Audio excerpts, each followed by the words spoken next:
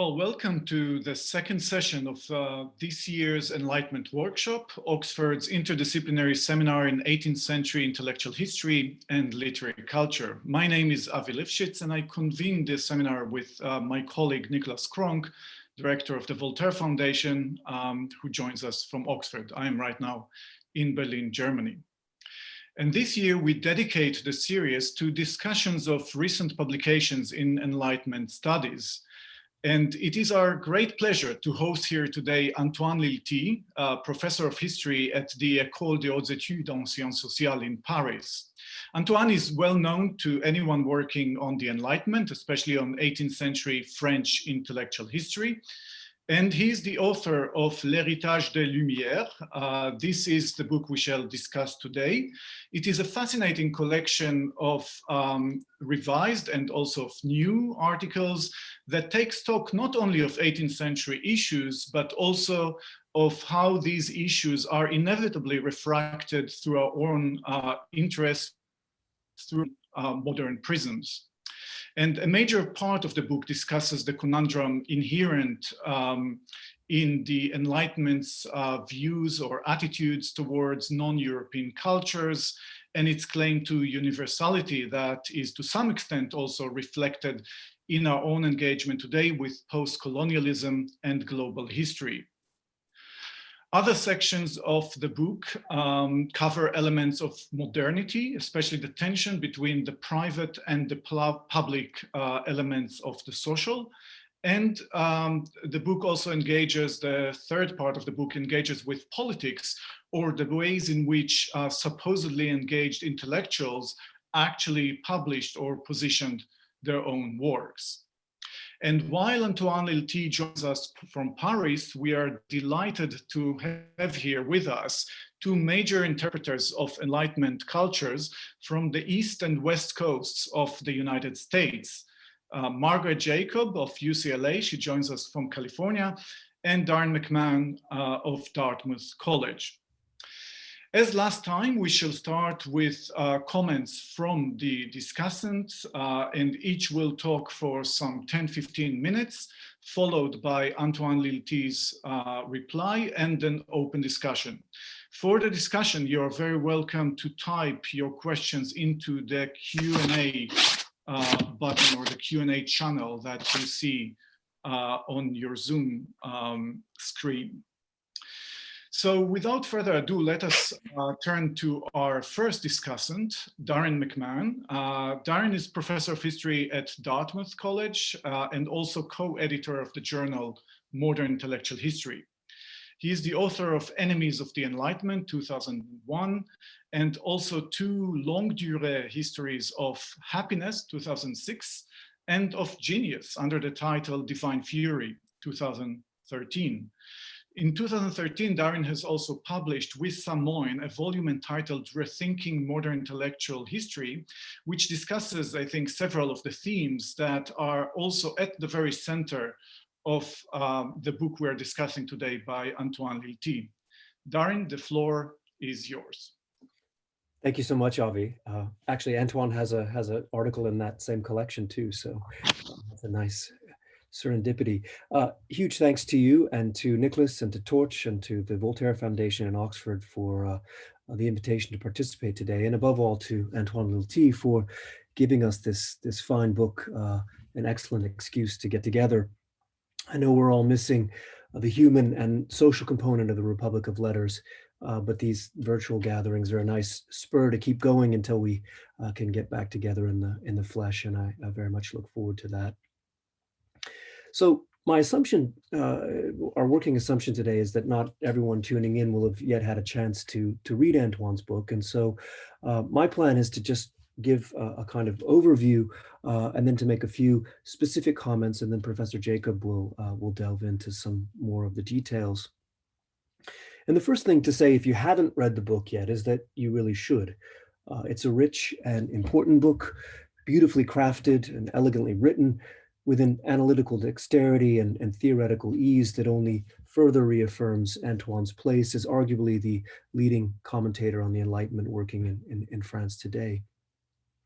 As many of you will know, he's also a wonderful ambassador and host for intellectual exchange across the Channel and across the Atlantic, and you'll find a good deal of that intellectual generosity and cosmopolitan spirit at the heart of these essays. The book is comprised of 12 essays in all, which deal primarily, although not exclusively, with the French Enlightenment and French Enlightenment figures, and indeed with high Enlightenment figures, a point that I'll come back to in a moment, along with their many interpreters. We encounter here Voltaire, Rousseau, Diderot, Raynal, Holbach, Sade, and many others, as they grapple with the problems and forces thrust upon them by changing social, cultural, and economic conditions, publicity and public space, capitalism and commercial society, the media revolution, empire, and engagement with the non-European world. In this respect, the book illustrates nicely a conviction that guides it. The old opposition, Antoine writes, between intellectual history and social history is obsolete, and he recommends their further collaboration and conflation, calling for, quote, an intellectual history of the social, a proposition with which I couldn't agree more. A number of these essays have been published, as Avi said, in some form before, but they've all been reworked in a way that gives this book a remarkable coherence, I think more so than your kind of standard book of essays. This works together as a whole, and collectively it's an extended meditation on the heritage of the Enlightenment invoked in its title. In effect, these essays ask us to consider together what that heritage really is. What has the Enlightenment left behind, and to whom? What is its legacy, its bequest? One answer is that the Enlightenment is a kind of arsenal, a storehouse and redoubt of intellectual weaponry that can be drawn upon to firm up our values in order to wage war on intolerance, inhumanity, bigotry, prejudice, and religious fanaticism. The book begins, in fact, with Antoine's interrogation of this conception in his analysis of the popular French response to the horrific massacre at Charlie Hebdo in January of 2015, which provoked a widespread embrace of a kind of Enlightenment now à la Française, above all in the person of Voltaire, enlisted as militant defender of universal values or universal French values, threatened, it seemed, by barbarism and savagery and obscurantism. Something analogous happened in the United States after 9/11. And in that year, coincidentally, we also saw the publication of a more scholarly version of the conception of Enlightenment as arsenal, Jonathan Israel's Radical Enlightenment, which offered what he described as a package of Enlightenment values that might still be drawn upon today to complete the unfinished task of making the world fully modern. If you've read Antoine's classic critique of Israel, first published in the Annales in 2009, but updated and reproduced here, you'll have a sense already that he resists this understanding of the Enlightenment as a body of doctrines or a stable ideological program. For one thing, he points out in the context of the post-Charlie Hebdo response, how out of keeping this Enlightenment arsenal was with the picture of Enlightenment presented in contemporary scholarship, where for some time, searching questions about the Enlightenment's relationship to non-European peoples, to questions of race and gender, to the environment, and to domination, have long complicated any simple embrace of the Enlightenment and Enlightenment values as instruments for a righteous crusade. Antoine recognizes and indeed takes very seriously the force of these critiques and the broader post-colonial challenge, le défi post-colonial, the title of one of the key essays of part one. But here too, he resists efforts to reduce Enlightenment to a set of dogmatic propositions. He shows in a series of extraordinarily perceptive and close readings of Voltaire and his elaboration of universal history, of Raynal and Diderot in the history of the two Indias, in the tensions embedded in Enlightenment notions of civilization, that the lights of the Enlightenment, les Lumières, and I'm quoting, don't allow themselves to be reduced to a doctrine, a coherent set of precepts and values. They furnish rather an ensemble of ambiguous, dialogic, and complex texts which prepare the scene of an infinitely complex field of battle. End of the citation. To those who would see in the radical propositions of a Raynal or a Diderot in the Histoire des deux uns only a call for universal liberation, a summons, as it were, for the Black Spartacus to avenge Europe's slaves, Antoine makes clear the subtle and not so subtle European bias that permeates this and other texts. But then again, to those who would see in these writings only the ideology of European imperialism, Antoine makes clear how riddled they are with doubts, with self-criticism, with aporias that complicate and contradict European pretensions to moral or epistemological superiority. Time and again, he points to the internal tensions and internal contradictions in his Enlightenment authors and texts, emphasizing their polyphonic and polysemous nature, which allow for multiple, sometimes even incompatible interpretations and appropriations. Antoine's Enlighteners complicate, they question, they provoke, a little like Socrates, the great hero of Diderot, even if Diderot knew he couldn't live like him, which is to say, as a martyr to truth. That, as Antoine shows in his essay, Adieu Socrate, devoted to Diderot's interest in Socrates, is another of these figures' contradictions. Their pose somewhere between free-floating intellectual heroes and comfortable bourgeois.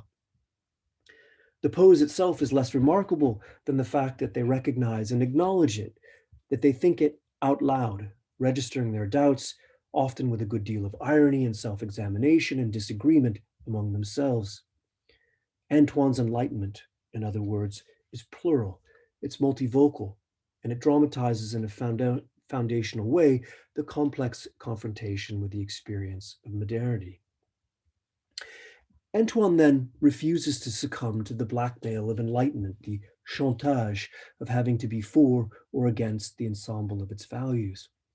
The term, of course, was Michel Foucault's, posed in his late essay, What is Enlightenment?, which is the subject of the last of the essays gathered in Antoine's volume. In a book of very fine essays, it is, in my view at least, the finest of them all, worth the price of admission in itself, and I recommend it to you as a really fine piece of reconstructive intellectual history, replete with some new archival revelations that make better sense of Foucault's late turn and ralliement to the Enlightenment than anything I know of. The sensitivity of the piece is due, in part, I think, to the fact that Antoine identifies closely with it.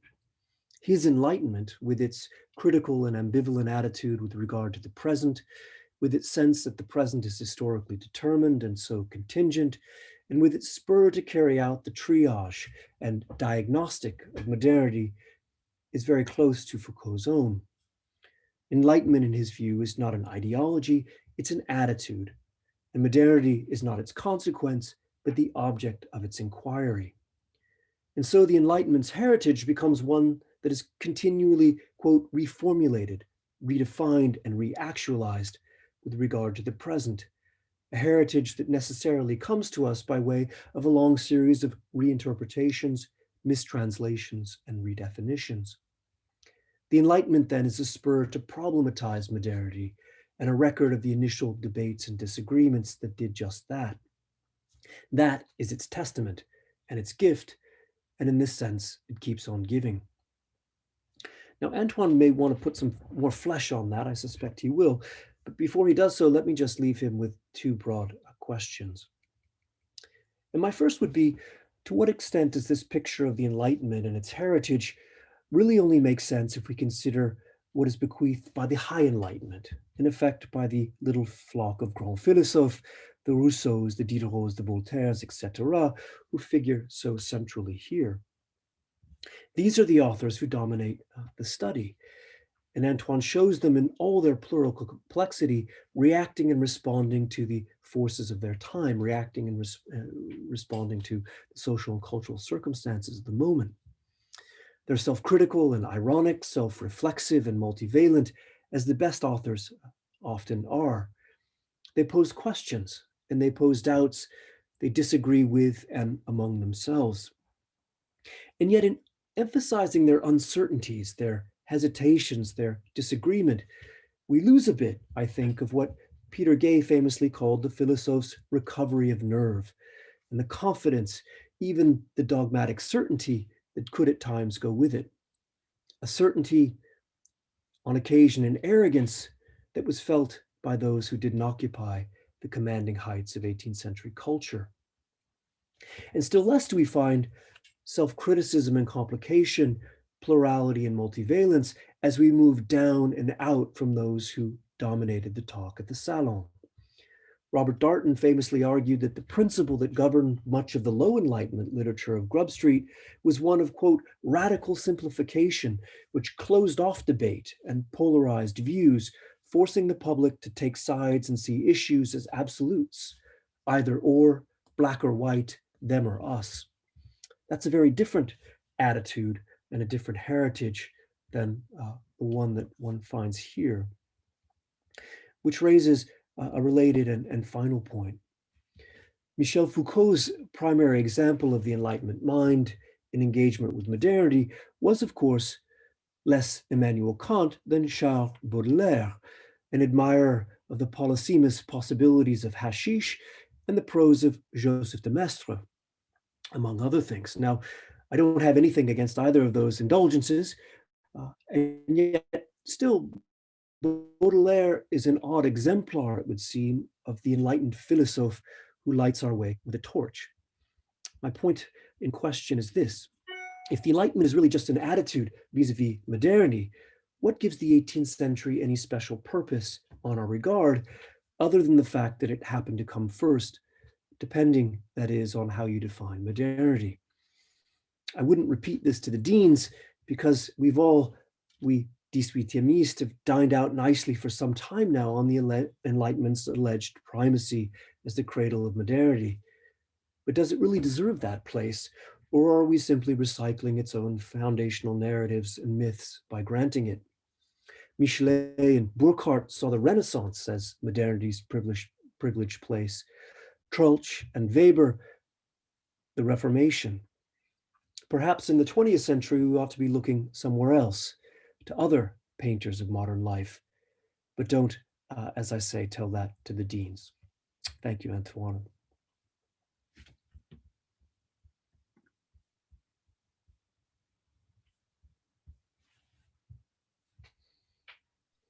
Okay, now I have successfully unmuted myself. Thank you very much, Darren, for this brilliant comment and for the overview of the book. We shall now move on to the second discussant, Margaret Jacob, who is Distinguished Professor of Research at the University of California in Los Angeles. It would take far too long to mention all of her substantial contributions to Enlightenment research. I'll just mention here the Radical Enlightenment, 1981, Leaving the Enlightenment, 1991, and most recently, the Secular Enlightenment, 2019, which we discussed in this very seminar last year. So thank you very much for joining us all the way from Los Angeles, Margaret, and the floor is yours.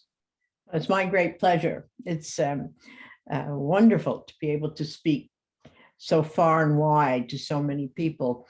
And I want to thank, of course, the Voltaire Foundation and Oxford University and Antoine for his remarkable book. Antoine's remarkable book ventures into territory well trodden by historians as formidable as Cassira, Mornay, Roche, Venturi, Gay.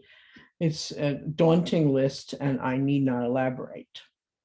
Wisely, Antoine addresses all the recent historiography in the introductory remarks, reminding us that it is, quote, impossible to identify Les Lumières as holding a single unique position.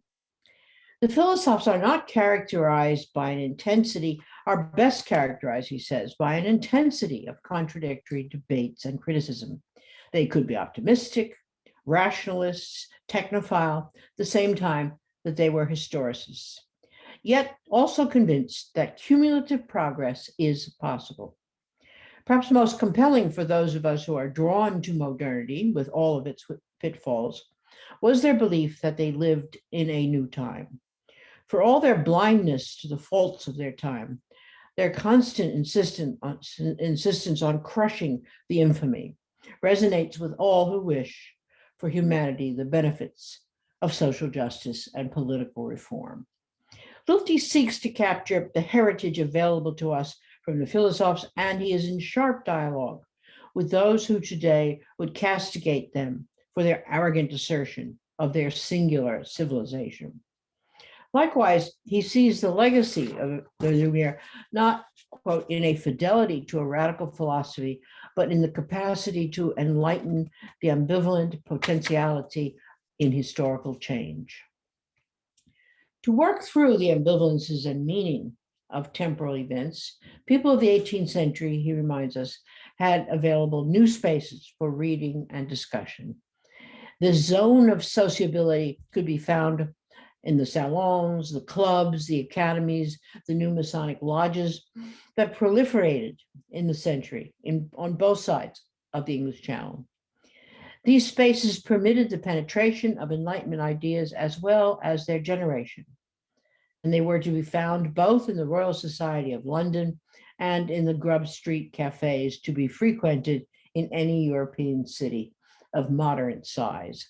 I sometimes debate in my mind what would be the right size. And I sometimes think about 35,000 people, that is about the size of The Hague, was the kind of city I have in mind.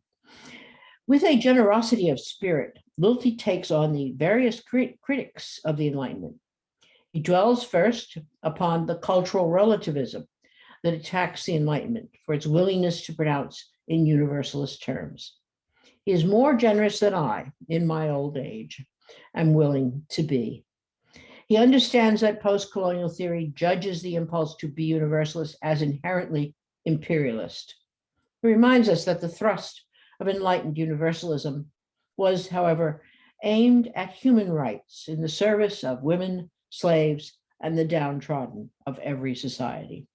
He accepts the account of Sankar Muthu that insists upon the later Enlightenment as putting forward an intellectual agenda that was unassailably anti-imperialist, and that he accepts indeed as a valid account of the later Enlightenment. Lilti does not dwell upon the racial bias of Hume or the insensitivity of the early Kant, nor would he, I suspect, deny the existence of those failings. Where one might write a differently and more powerfully nuanced account would be to spend time, and thus a great deal many more pages, on what the situation actually was for human beings deemed less valuable, less worthy by old regimes of church and state. Part of what makes it difficult to explain the force of the values being articulated by leading philosophers like Voltaire or Helvetius is our inability to recapture the feel of the old order. Very few Westerners living now in places like the United States or France can comprehend the feeling of 18th century people ranked as lesser by their superiors. Perhaps only people belonging to racial minorities in either place today can begin to approach the emotions, the self-loathing, as well as the rage that being lesser and inferior imposes. Birth, religion, speech, manners, dress, smell, literacy encoded one's worth, even one's eternal salvation. Finally, to condemn the philosophers for being Eurocentric always seems to me a tautology. They were Europeans. In what framework would we wanted them to think?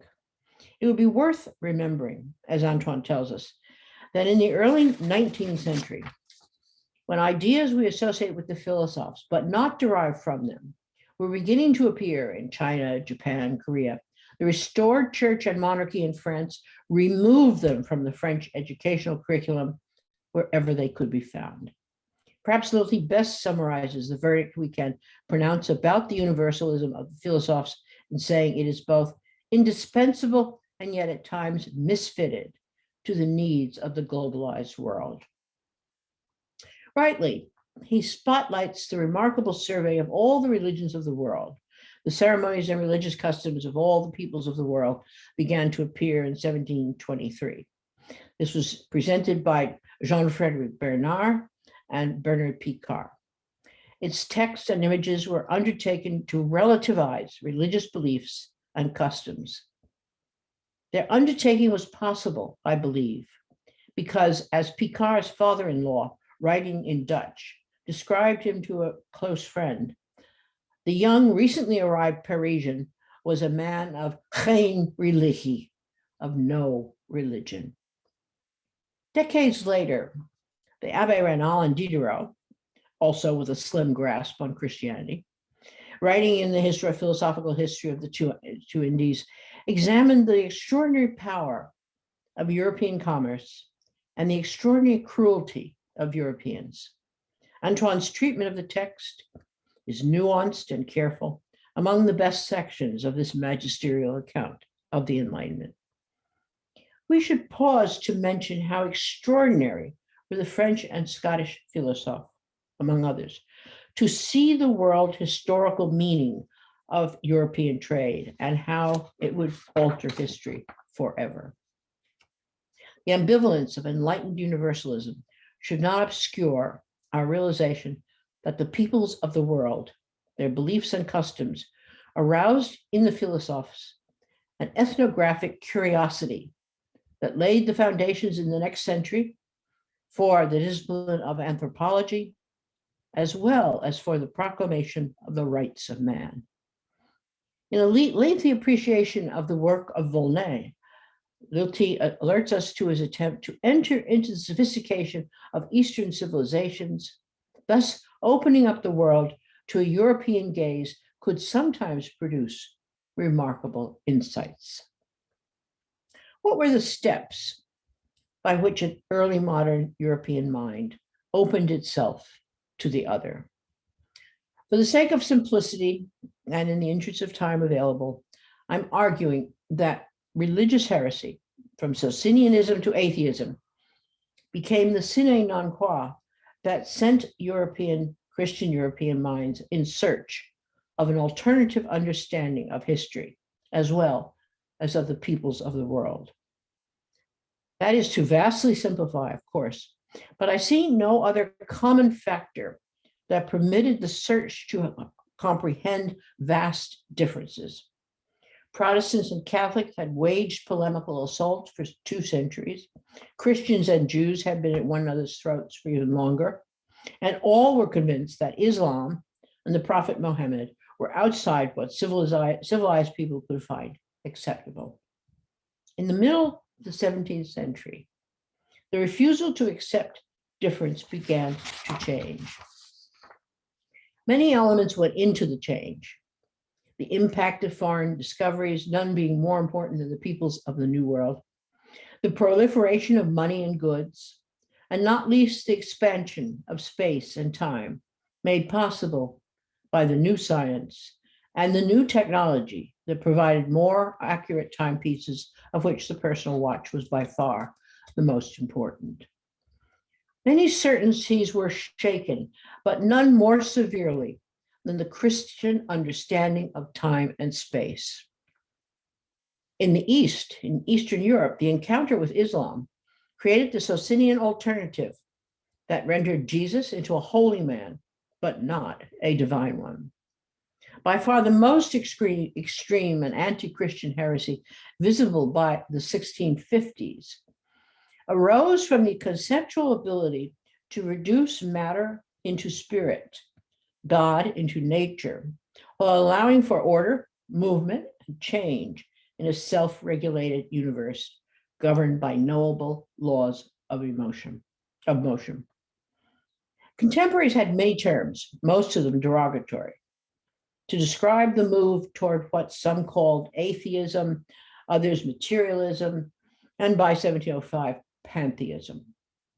It can be found in France in the clandestine manuscript, the Theophrastus Rita Vivus, which has been so wonderfully illuminated by Mori and Pagiani. In England, it could also be found in the writings of Hobbes, and in the Dutch Republic, of course, in the thought of Spinoza, especially as elaborated upon by the Newtonianism of Toland. It is hardly surprising that this ultimate heresy announced itself largely in a clandestine literature, often simultaneously metaphysical and pornographic. As Lilti describes it, the new public space produced an individual subjectivity best seen in the intensely social activity of reading in the privacy of one's chamber. There, a man who arrived at no religion, yet who read widely, could find religion manifested everywhere, in the ceremonies of birth, marriage, and death, even in cannibalism, all presided over by an omnipresent priesthood. The equally human and religious presented itself.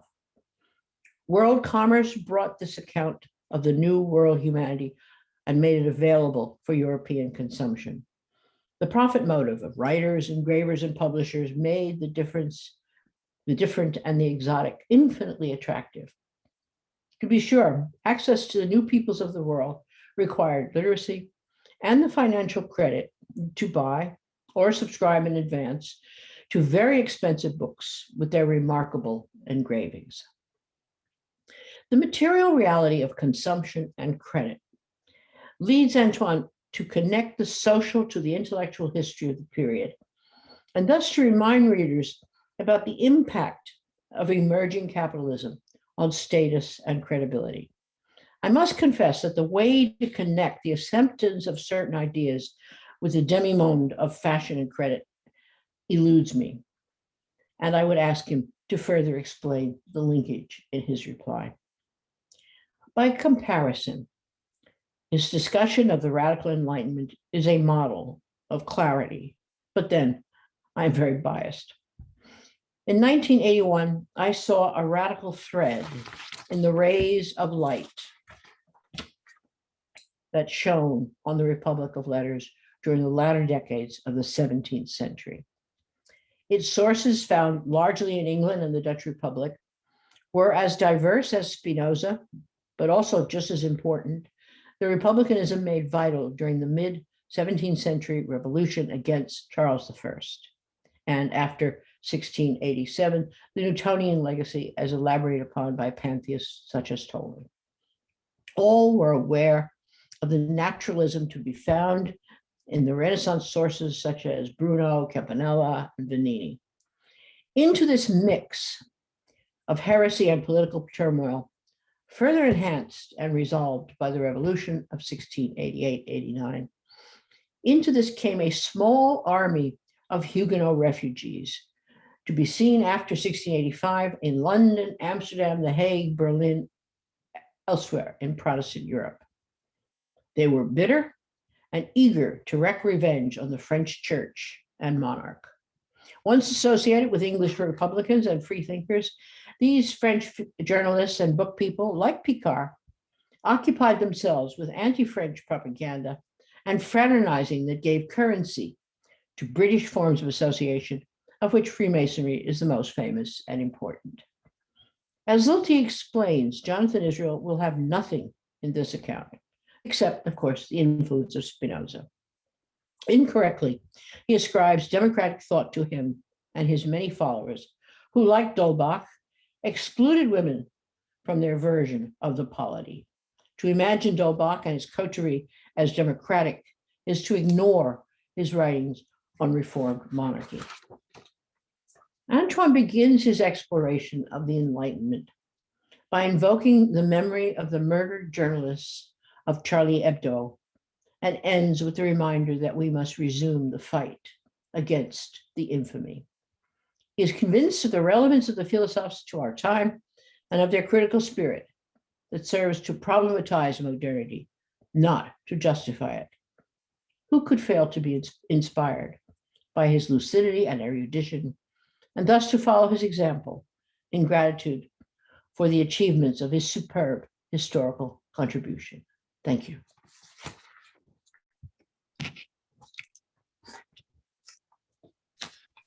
Thank you very much, Peg, for your comments on the book, for the overview of the book, for contextualizing it against Jonathan Israel's work, against your own work.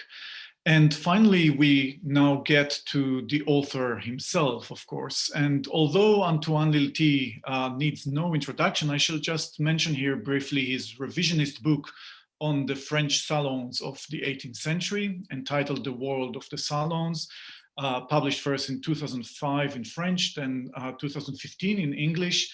His book, The Invention of Celebrity, 2014, English version in 2017. And finally, of course, the current book on the legacies of the Enlightenment. And Antoine, please, the floor is yours. Thank you very much, Avi. And first, I would like to thank you, Avi and Nicholas, for organizing this Enlightenment workshop. And of course, I'm also deeply grateful to Peg and Darren for their generous and insightful comments. It is really an honor to be read carefully by two of the leading scholars in the field, and it is a pleasure to be so well understood.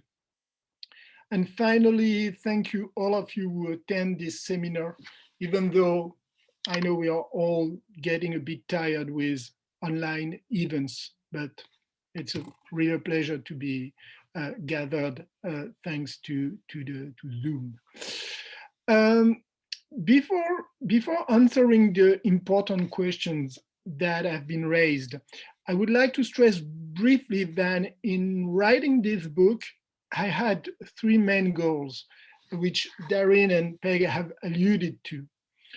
First, I wanted to create some links between historiographical debates, which are very, very rich, but often very complex and specialized, and on the other hand, the way the Enlightenment is referred to in the public and political sphere, which is often somehow caricatural. And this is why the book starts with the evocation of Charlie Hebdo, as it has been mentioned. And as a result, this book was not conceived as a synthetic and homogeneous narrative of the Enlightenment, but rather as an attempt to make academic debates and disagreements accessible to a wider audience. The second aim of the book was to insist on the diversity and polyphony of the Enlightenment while, and it's important, while at the same time claiming the persistent utility and relevance of the notion. I believe that the plurality of the Enlightenment is not a flaw. On the contrary, it is precisely its worth if we conceive today of the Enlightenment as a space for debate and tensions. Thus, the third point was to investigate the relationships between these intellectual debates, which took place in the 18th century, and the notion of modernity. And I will come back later on this point, but my argument here, to put it simply, is that the Enlightenment was not the doctrinal program of modernity. Rather, it was the critical attempt by which European elites sought to think about the ambivalences of modernity, to account for the crisis of traditional hierarchies, the rise of global commerce, the development of media communication per print, and so on. In this perspective, one of the most contested debates about the legacy of the Enlightenment, of course, for our time is the question of universalism, colonialism, and Eurocentrism. As Darren and Peg mentioned, the first part of the book is devoted to this topic. Peg thinks that I am too generous with the post-colonial critique of the Enlightenment. And this objection has already been raised by Paul Cheney in a review of the book. I perfectly understand that one can be annoyed by some exaggerations or excessive critiques against the Enlightenment. However, I really think it is very important to take seriously the objections raised by post-colonial scholars not in order to renounce the legacy of the Enlightenment and the ideal of universalism, but to develop a more lucid and complex understanding of its pitfalls. By the way, I don't think that speaking of the Eurocentrism of Enlightenment thinkers is a tautology, precisely because they claimed to break with a point of view centered on Europe, or rather on Christianity. They were Europeans, yes, indeed, but they claimed to adopt a truly universal perspective on humanity. Let's think of Voltaire, who started his universal history, his essay sur les mœurs, with Indian and Chinese histories, or of Jean-Jacques Rousseau complaining that the science of man was sadly limited to Europeans. Nous ne connaissons d'hommes que les seuls Européens, he wrote. And in some ways, they have succeeded in this attempt thanks to a conception of human nature as universal, based on reason, and to a new curiosity for the diversity of cultures and people, as Peg has stressed. But on the other hand, it must be acknowledged that they did not go far enough, or more accurately, that this universalist ambition has revealed profound contradictions. First, because the naturalist vision of man has also led to the development of racial and gender classifications and hierarchies. Let's think, for example, to Voltaire polygenism. And also because the historical conception of progress, which was summed up in the notion of civilization, led to the idea of European superiority, even though this superiority was itself sometimes questioned. Therefore, I think we must try to escape the opposition between the apology on the one hand and the denunciation on the other hand of Enlightenment universalism. That's the new form of the Enlightenment blackmail. It is much more useful to return to 18th century text to show carefully their ambivalences and contradictions in order to rethink the universalist ideal. What we need today is no longer overhang universalism, universalisme de surplomb, as it has been called by the philosopher Suleiman Bashirdian, and I'm not sure about the translation, overhang universalism, but in French, it's universalisme de surplomb. But we need a new universalism, open to the diversity of human experiences. And I believe that Enlightenment debates can give us some clues if we accept to read them with critical minds.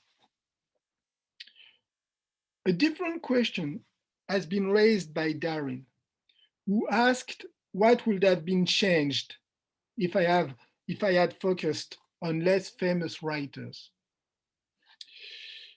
This is an excellent question, of course.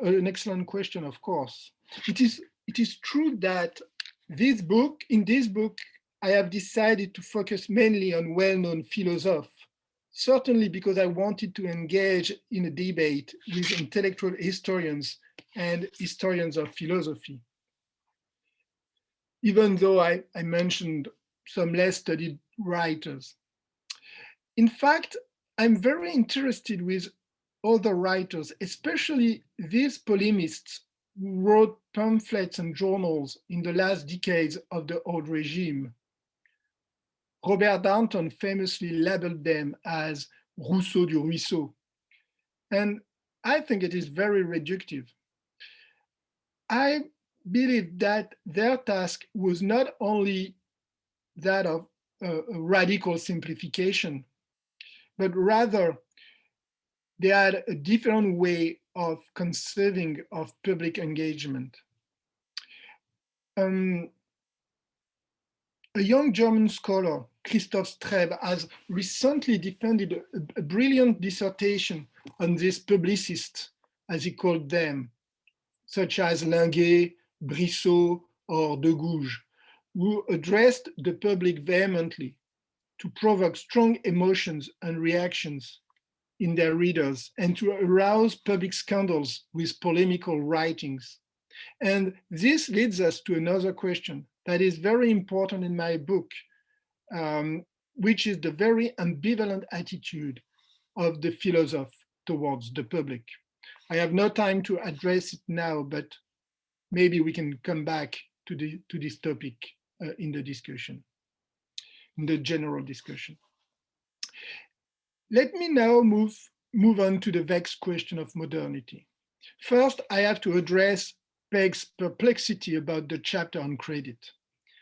I have to make it clear that my considerations on this topic are based on my reading of Clark Houston's important book entitled Credit, Fashion, Sex. On a methodological level, I think it is very important to enlarge the corpus of the text we study. What I call intellectual history of the social, try to understand how important words such as credit, for example, circulated between theoretical treatises in political economy, for example, and daily life documents. What is at stake here more concretely is the fact that the Enlightenment debates, for example, the question of personal reputation or equal dignity, are not separable from the consumer revolution. The social value of individuals and their capacity for action no longer depended on their place in an orderly society, but on their capacity to buy, to follow fashion, to imitate others, to be aware of the last news.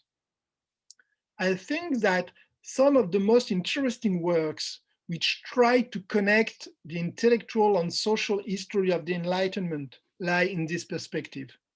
For example, I am thinking both of Bill Sewell's forthcoming book on capitalism and the emergence of civic equality, and Sophia Rosenfeld's work on freedom of choice, which emphasizes the links between political choice and the new forms of consumption. Finally, I come to another aspect of the relationship between the Enlightenment and modernity, with Darren's question about Michel Foucault. Darren, I'm very pleased that you appreciated this chapter because I think it is representative of the work I wish to carry out in the coming years in order to better understand how the legacy of the Enlightenment was sought out, discussed, criticized, and reframed during the 20th century. And that is a point we are very often already discussed together. For a long time, Foucault was seen as a critic of the Enlightenment, and his reversal in the early 1980s came as a surprise. Foucault defined the Enlightenment as an attitude of modernity. In some respects, as Darren has remarked, I appreciate the fact that Foucault moved away from defining the Enlightenment in ideological terms and focused instead on its critical relationship to the present. However, I think Foucault's interpretation also presents several major flaws. Foucault moves quickly, as you mentioned, from Kant to Baudelaire. Therefore, his definition of modernity is essentially aesthetic. It is neither sociological nor properly historical in the sense that it is a pure relationship to the present, without any long-term understanding of historical transformations. And above all, what tends to disappear in Foucault's analysis is the collective and militant dimension of the Enlightenment, the fight for emancipation through knowledge, what Condorcet, for example, called La propagation des Lumières, by which the philosophers aimed at improving the existence of humankind. In Foucault's text, the collective dimension of the Enlightenment has no real content. The Enlightenment is an individual ethos, a personal decision, somehow more ethical than political.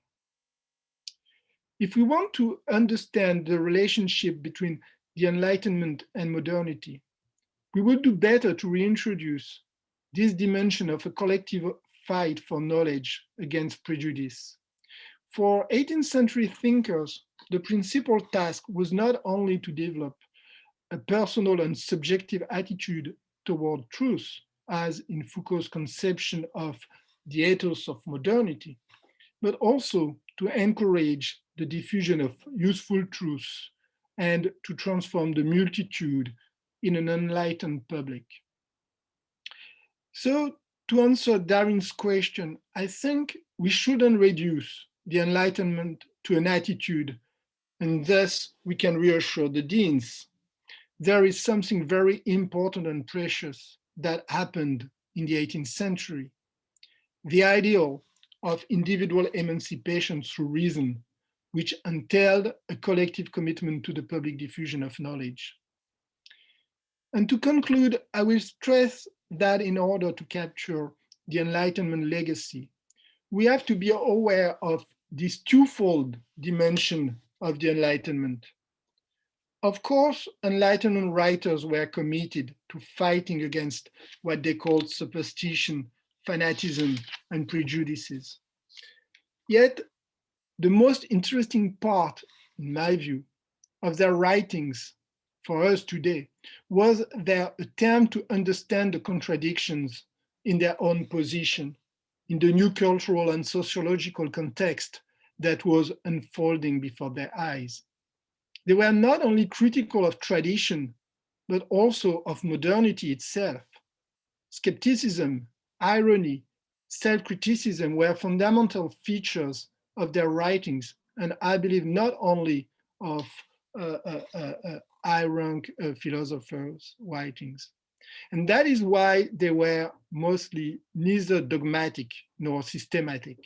Inheriting Enlightenment, therefore, for us today does not imply brandishing philosophers' ideas as authoritative arguments, but rather being attentive to what in their debates continues to alert us both to both the promises and the dead ends of modernity.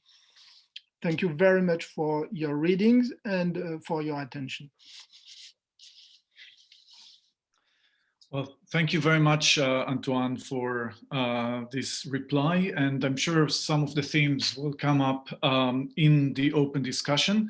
I would like to remind everyone that you can now start typing your questions into the Q&A channel of the Zoom screen. And maybe I should start with a question that I had in mind while reading the book about a topic that doesn't really form one of the main axis of interpretation here, but had troubled quite a lot of your predecessors, Antoine, from Daniel Mornay to Roger Chartier. And that's, of course, the classic question of the relationship between the Enlightenment and the Revolution. So we have Volnay, but it's a wonderful close reading. But my question was: is this just something that was there very pressing question in the 20th century around the bicentenary of the Revolution? And now we have our own questions, as you say, of post-colonialism, of Eurocentrism that are much more central, or do you have any particular stance on this big question? Thank you very much. That's a very important question. In fact, I would say that I think that the focus on the link between the Enlightenment and the French Revolution has obscured many of the features of the Enlightenment, especially in French historiography, not only, but especially. And it was in purpose that I I put aside this question in this book because I wanted rather to stress the reformist and plural and polysemic dimension of the Enlightenment. And I think that but on the other side, I would say that if I have to work on this question, the link between the Enlightenment and the French Revolution today, I will study more precisely how the revolution itself fashioned the Enlightenment as a coherent ideological task. And there is this very famous, provocative stance by Roger Chartier, who said, it's a very famous, everybody quote this sentence, for everybody, it's not the Enlightenment who is the cause of the revolution, but the revolution who fashioned the Enlightenment, but with the cause of the Enlightenment. But in fact, I think there's not a lot of scholarship on this question, the way, of course, there is the Voltaire and Rousseau going to the Pantheon, but besides this big question, there's not a lot of works on how the revolution has constructed, has inherited and constructed the Enlightenment as a whole. So that's what is, in my view, on the work for the coming years. Okay, we look forward to seeing that. Let's start to go through some of the questions in the Q&A channel.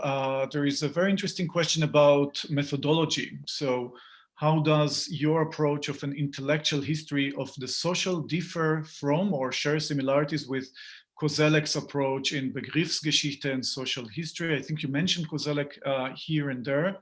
But do you have any sort of methodological line to take on that? I would say that, of course, I'm indebted to Koselleck's approach. As far as I know it, Koselleck's approach, Begriffsgeschichte, is the corpus of text is studied by Begriffsgeschichte is traditional intellectual corpus of text, and I think we can now make the same sort of works, but with daily life, practical archives. And for example, the work of Clark Croston I was referring to, she also look at how the credit is used in the practical conditions of craft work in 18th century Paris and in the archives. And so it's a way of enlarging the corpus of text, but I think it has, if you do that, you have a different point of view on the concept, because it's no longer philosophical concepts or even historical concepts. Mm-hmm. Mm-hmm. Okay, I'll just mention here that our discussants are welcome to come in on any topic if you feel you have something to contribute or to, Peg, please. Let me see if I understand your argument, Antoine. Are you arguing that credit and capitalism in general has a trajectory that is inherently democratic, that it perforce undercuts the structure of hierarchy, the structure of how you identify who's who, in a traditional society. And if you're arguing that, I could say, yes, that I think is true. But it does not in and of itself enable us to understand where the incredibly rich vocabulary of the philosophe, which encompassed all manner of the human condition, how that then gets reflected and refined because of capital or because of the world of credit. I don't see the interconnection, if I'm being clear. I would say that, thank you, Peg. I would say that the question is not to be so general that to say that, capitalism and, well, democratic tendencies. It's much more about the question of the personal reputations, for example, and social values of the individuals. And what is very interesting with the credit is it's the fact that it's not only an economic notion, it's both political and economic. So it is the power then one has to make people act in his behalf, thanks to his position. But traditionally, in the traditional concept of credit, this power to this agency was connected to a position in the court society. The credit, it was the fact of being well positioned in hierarchy, in an ordered and court society. But with the consumer and credit revolution, this power was much more indebted to the position, the reputation, the market of individual reputation in a world where quite anybody can have this new credit as a homme à la mode or femme à la mode. And for example, in the trajectory studied by Clark Roston of the complex relationship between Marie Antoinette on the one hand and Rose Bertin is very interesting, because it's not absolutely a question of democracy, it's a transformation of a social agency between which enable someone as Rose Bertin, who had no place in traditional court society, to become very well known, very wealthy, and to become a model in the new urban 18th century landscape. And to answer your question, I think that new situation had a lot of consequences on how the philosophers and intellectuals reframed their conception of social dignity and social and civic equality.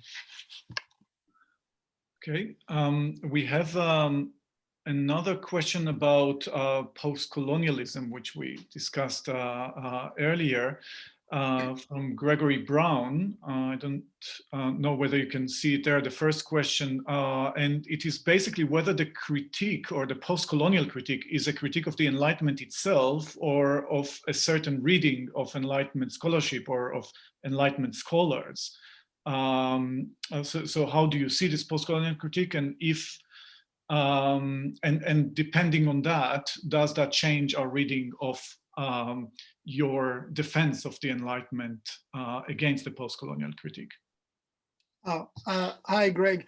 Thank you for the question. Well, I would say mostly the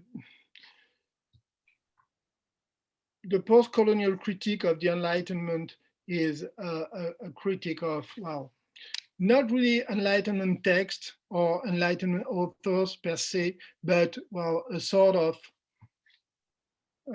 idea of the Enlightenment as it has been constructed in Enlightenment in a European thought. And so it's when the post-colonial thinkers, mostly when they talk about Enlightenment, in fact, they have in mind, well, European rationality, the theory of modernity, sometimes even the theory of modernization. That is something quite different. So in this respect, it's very easy to oppose 18th century text to the post-colonial critique, and especially to show that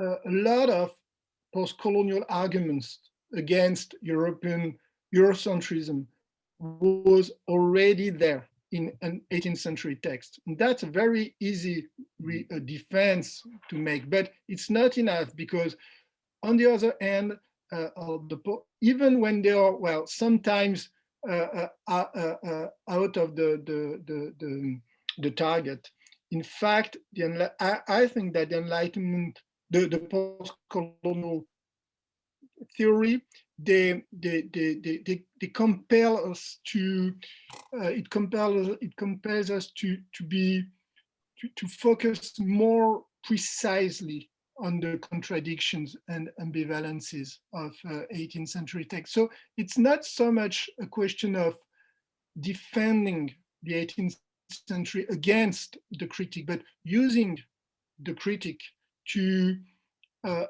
enrich our understanding of the Enlightenment. And I have no time now here, but for example, I'm working these days on Diderot supplément au voyage de Bougainville.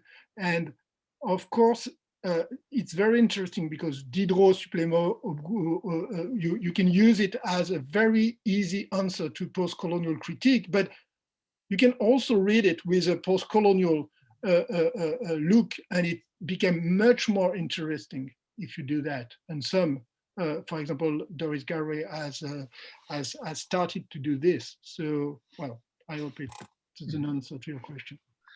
Thank you. Okay, we have here two questions that the last two questions in the chat that basically concern the Franco-centrism, let's say, of the book, which you're very clear about right at the beginning.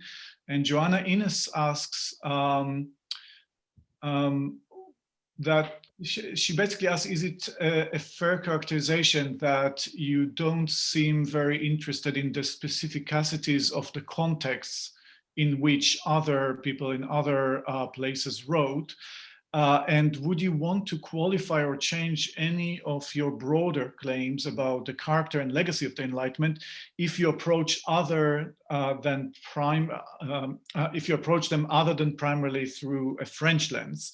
And then there is another question concerning the heritage, the legacies of the Enlightenment, and whether it has a different significance or weighs differently in France than in other European countries. So of course, these are questions that touch upon your own, let's say, moorings in the French debates with which you start the book and so on. No, it's a very, very, very fair questions. Well, so let me stress 2 points. First, it's not a book on the French Enlightenment. It's a book on the Enlightenment, generally speaking, but with mainly based, that's true, on French examples, because that's my expertise, but also sometimes with example outside France. So it's possible that it's somehow difficult to see how far the general statements I make in the book are really general or especially good for the French Enlightenment, the French situation. So I totally accept this objection. I think it's a very fair one. The second point is the fact that, well, I do not overlook the geographical or national differences inside Europe between different settings, but I know that they exist, but I resist the current or the recent trends in the in scholarship which emphasized these differences, and in my opinion, the emphasis was too much. I think that the Enlightenment was a European debate with the main differences were inside each country and inside Europe. So I think it's very risky to say that there is a German Enlightenment, a French Enlightenment, a Scottish Enlightenment, an English Enlightenment. I resist this tendency. I prefer to see transnational debates and with specificities that can be national, can be regional, then can be linked to some specific settings. So I will be very, very cautious not to emphasize too strongly the regional or national specificities in the Enlightenment. Mm-hmm. Yes, I see Peg wants to come in. Yes. Yes, I want to agree with Antoine. I think he's absolutely right. The notion that the Enlightenment can be, as it were, reduced to its national context, I don't think it works. I mean, let me take for a simple example, Amsterdam in the late 1780s, the leading Masonic lodge, where visitors came. Well, there was Jean-Paul Marat, then there were two fellows from Philadelphia, then there was somebody else from Boston, then there was someone else from London. They're all speaking in French because that's the other thing that makes the French Enlightenment so powerful in terms of the 18th century, because French was a lingua franca. But the point is they're all in conversation and they could speak to one another precisely because they were thinking about similar kinds of issues. In this case, the issue on the table happened to be the meaning of the American Revolution. So I think Antoine is absolutely right to pull us back from this notion that the Enlightenment has to be seen in its national context primarily. Mm-hmm. Yes, thank you very much. I think, also from my own work on Berlin, it's quite clear this is a very French-speaking city, and everyone talks about Voltaire spending 3 years here, but of course, D'Alembert was here visiting Mirabeau and many others, and you have the Huguenots who are, of course, Amsterdam as well, and so on, and they function as well as sort of cultural mediators in the 18th century. Speaking on this topic, we have a question from another colleague who has resisted the temptation to fragment the Enlightenment, John Robertson, who asks about modernity, Antoine, and he asks whether, given your commitment to the relation of Enlightenment to modernity, there is also a danger that your continued study of Enlightenment will be hostage to the persisting valence or normative valence of the concept of modernity, because they were not always joined in the historiography. And are you confident that they will be for the foreseeable future? Thank you, and hello, John. It's a discussion we have from web seminar to web seminar, so thank you. Well, I'm pretty confident with this because I think that I would say that the main part of what we call the actualité des Lumières, the fact that the Enlightenment is such an important question today is due to what we can call the crisis of modernity. The modernity as a democratic project based on individual autonomy, the modernity as industrial, economic and industrial project based on economic growth, and modernity based on the question of secularization.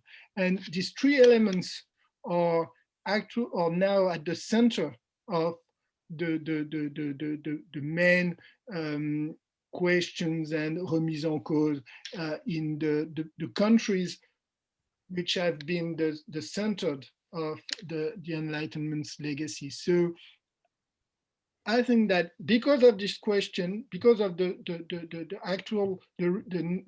nowadays crisis of the modern values, it's specifically important to study how the Enlightenment and the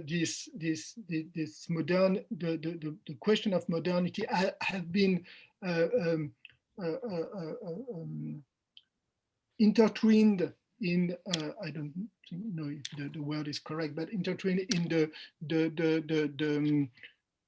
historiography.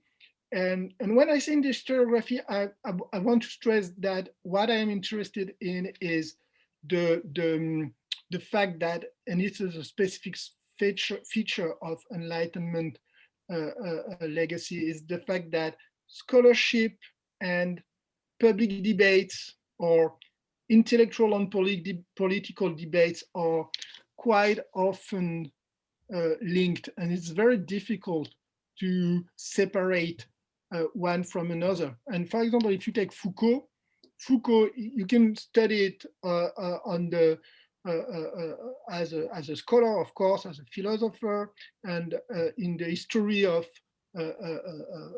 French or international thought, but his evolution on the question of Enlightenment and the question of modernity was deeply linked to the political debate at the beginning of the 1980s in France, with the coming of the Socialist Party at with François Mitterrand, but also the more broad intellectual debate about postmodernity. And it was the moment where Foucault reframed the question of the Enlightenment with in the perspective of the attitude of modernity.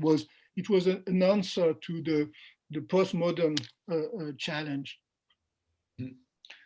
Well, thank you. I know that Antoine, you and John Robertson and also Peg Jacob participated in a recent discussion of Enlightenment and modernity in a Dutch journal. And I don't know if Peg or Darren want to come in on the M word.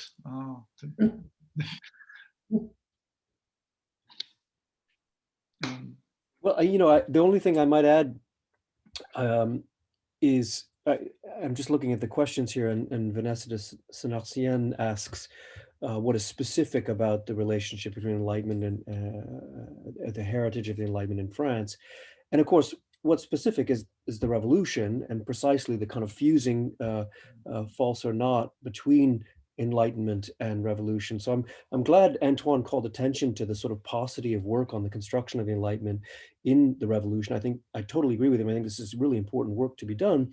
And I think it may well be clarifying. And in a sense, what I was trying to get at with my question about if we don't just look at the High Enlightenment, but we look at sort of other figures who are receiving the Enlightenment, it becomes less plural and it becomes less full of kind of self-doubt. And I think that one has to ask the question about the reception of Enlightenment with people who don't have any doubts at all during the revolution and don't have any doubts at all imposing enlightened values on others. I'm thinking here of, the Jean-François Larp's famous Le fanatisme dans la langue révolutionnaire, Larp being, of course, a philosopher himself who has a change of heart in a Jacobin prison, but writes, I think, what is actually a really interesting essay, inquiring whether or not this kind of branding of religion as fanaticism which is a central Enlightenment trope, has any consequences in the revolution. He believes that it does. And so I think that's a kind of interesting line of inquiry, which is to take up a question that Dale Van Clay posed, a while back, that if we there's all this work on Christian Enlightenment, but then how do you explain militant de-Christianization during the revolution? And if the Enlightenment was simply a kind of plural, conversation, then, well, what do we make of its reception in the revolution? I think that, work could be interesting and clarifying. And that then ties, of course, to the modernity question, anyway. Peg, would you like to say anything on that?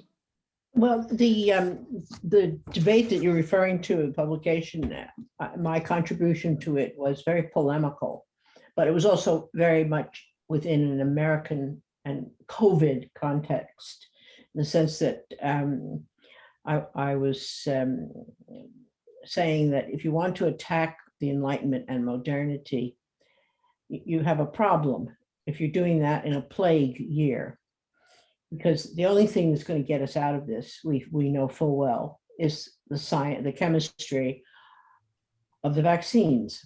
And science is what's going to get us out of this. And science is, sine non qua, one of the bases of the Enlightenment and modernity. So all of this thrashing about and saying, well, it's all the problem is with modernity, the problems with the Enlightenment, et cetera. Asked in this particular year, in this particular context, I don't think it takes you very far.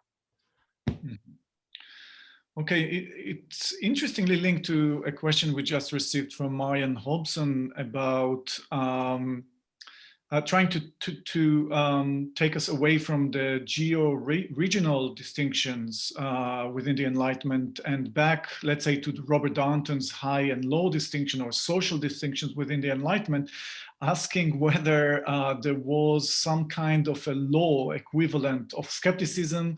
And she's asking that in relation to attitudes to COVID and the attack of the Capitol, that, let's say, skepticism could be, I suppose, adopted by not only by, let's say, Enlightenment enhancing figures, but also by, let's say, the counter-Enlightenment or the kind of figures that Darren has written about.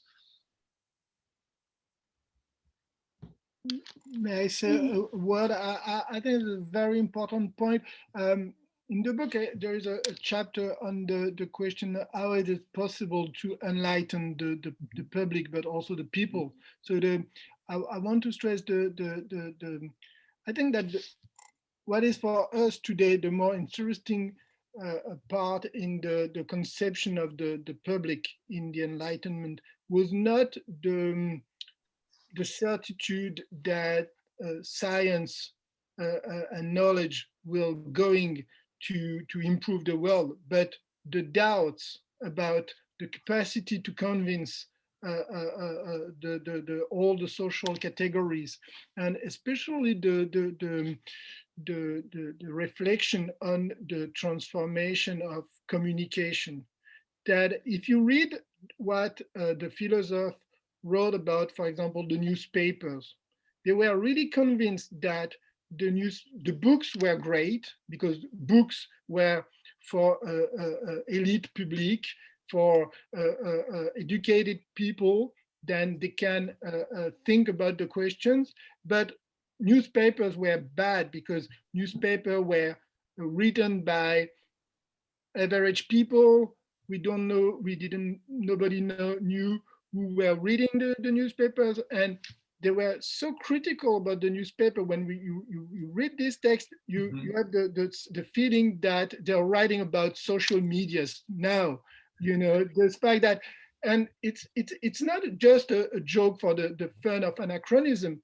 It's a sort of moral panic of intellectuals and elites in front of the diffusion of, as you say, rumor and fake news, and especially because at the end of the 18th century, a central word was charlatan, the fear of charlatan. These people, these fake outclassers, who use the new freedom of the publicity of the press to sell false truths to the public. And this is, I think it's very interesting to think about these questions. Yeah, absolutely. I mean, also the question of control and editorship, of course, that in both cases is lost by the former elites or the controllers of the traditional media. Okay, I can see that we are starting to lose some members of the audience, and it is already 6:30 in the UK. So I think we should start to draw to a close. I don't know whether, Nicholas, do you want to add something or to the discussion? I think I can see Nicholas there. He's a bit... I was just unmuted. No, I think it's been a fantastic discussion. I think I want to say thank you very much to Antoine and to Peg and to Darren. It's a really wonderful debate. This could go on for so long because it touches on so many different themes. What I've been thinking over the last 15 minutes or so is last week or 2 weeks ago, we had a debate about Richie Robertson's book about the Enlightenment that's just come out. And I suppose that was really quite a special thing because it was a view of the Enlightenment by a literary critic, in a sense. Unapologetically, he says, I'm not going to talk about the theories of historians or philosophers. I'm approaching the Enlightenment as a literary critic. And what we heard Antoine doing today was talking more from the, you could say, the more conventional perspective of a historian, looking at historiographical issues. But the thing that I personally really admire in Antoine's book, it's not a question, it's just an expression of admiration, actually, Antoine. But what I like about your book is the fact that you write as a historian, but actually using you do use the techniques of literary critic in the analysis of the texts. So when you study, it can be a text by Voltaire, it could be the Supplément Voyage de Bougainville, and you bring out the complexities, whether it's the use of irony or polyvocality, dialogism in the texts. For me, coming to the Enlightenment from the perspective originally that of a literary critic, I find that really helpful. And I think it helps make your point about the polyphony of the Enlightenment, actually. I think for me, that's a very satisfying way of reading the Enlightenment. Also, because it gives us sort of wiggle maneuver, it gives us wiggle room when we're trying to make a connection between the 18th century modernity. I think what you're saying, if I've understood, that there is a connection, but it's not too simplistic. But if we understand that there's a lot of sophistication and ambiguity and irony in Enlightenment discourse, that already is a good way to, that's another way of understanding why it could be very modern as well, I think. So that's one of the things I'm taking away from this discussion, which for me in some ways has been a very interesting continuation of the discussion of a fortnight ago, which I wasn't expecting. So thank you. Yeah, and before thanking our panelists once again, we should add that the next session of the Enlightenment Workshop will take place on the 22nd of February, so in 2 weeks' time. And please register on Eventbrite as you have done for the current session. And the link for the Eventbrite page is available on the website of the Voltaire Foundation. And yeah, it is time to say thank you to Antoine Lilti, first of all, for writing this wonderful book and for joining us for this very invigorating and fascinating discussion of the book. And of course, to Peg Jacob in Los Angeles, and also to Darren McMahon, who basically went very carefully through the book and provided us with 2 wonderful sets of comments that really got the debate going, got the discussion going. So thank you all very, very much. Thank you very much. Thank you very much. Thank you.